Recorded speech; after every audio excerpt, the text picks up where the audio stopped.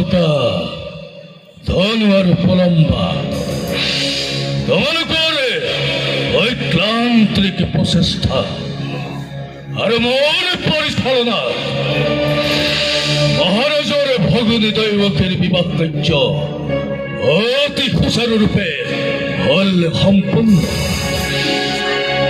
আৰু সেইবাবে মহাৰাজ আজি অতিকে আনন্দিত।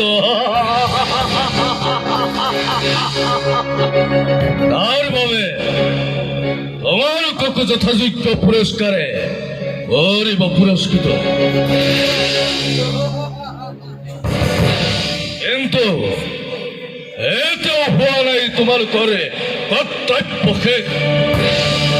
মোৰ জাতি প্ৰত্যাৱৰ্তনৰ বাবে যত মানে যৌতুক সম্ভাৰ ৰথী হস্ত্ৰী পুনবাৰ ভালদৰে কৰা নিৰীক্ষণ।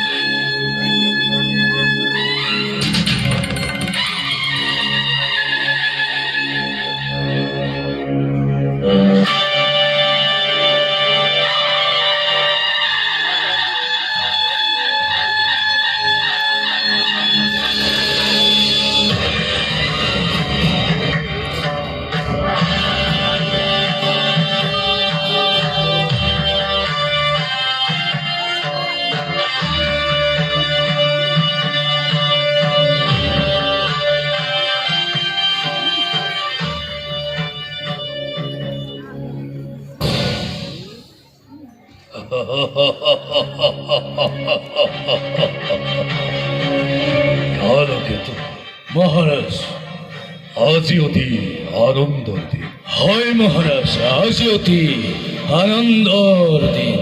স্নেহৰ ভগিনী মোৰ দৈৱকী শুভ পৰিণয় শেষ হৈছে অতি মাংগলিকভাৱে। হয় মহাৰাজ, আজি অতি সুখীময়। বসুদেৱৰ হাতত ভনীতিক সমৰ্পণ কৰি মই আজি অতিকে সন্তোষিত। কালকেতু আজি শুভ মুহূৰ্তত, আজি এই শুভ সন্ধিক্ষণত কিবা যেন শেষ অবুজ বেদনাই মোক বৰকৈ আমনি কৰিছে। মহাৰাজ, আজিহে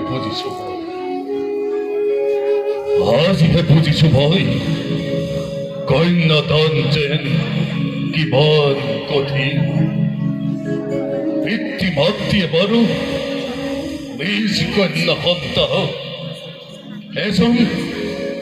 এজন অচিনাকি লোকৰ হাতত কোন হতে সমৰ্পণ কৰিব পাৰে। কালকেতু মহাৰাজ, এই যে জগতৰ চিৰন্তন নীতি, পুত্ৰ হলে পৰ কন্যাই গৃহ শোভা কৰে আৰু কন্যা হলে গতি কৰে পৰৰ গৃহলৈ।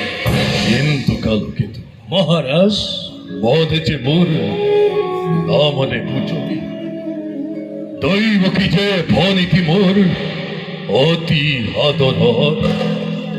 বধিয়াই তাইক মই দূৰণৈ কিবা দৰে থাকিম। কালকেতু এই মথুৰাৰ নগ্নকাৰে ঘৰ।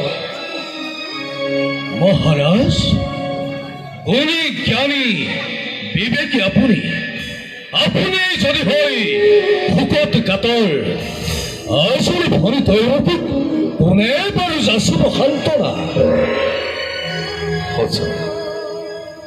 সঁচা কালকেতু, কিন্তু বুজিও নুবুজে আজি মোৰ অবুজ পৰাতে। মহাৰাজ, দৈৱকী যে প্ৰাণ মোৰ নয়নৰ মণি, দৈৱকী যে মোৰ অতুল সম্পত্তি। সেই দৈৱকীক বিদায় দি হস্ত জ্ঞানে কেনেকৈ থাকিম কালকেতু ধৰাত জীয়াই। মহাৰাজ ধৈৰ্য ধৰুন আপনি, নহব ধৈৰ্য, পাহৰি নাযাব সেই অতীতৰ কথা।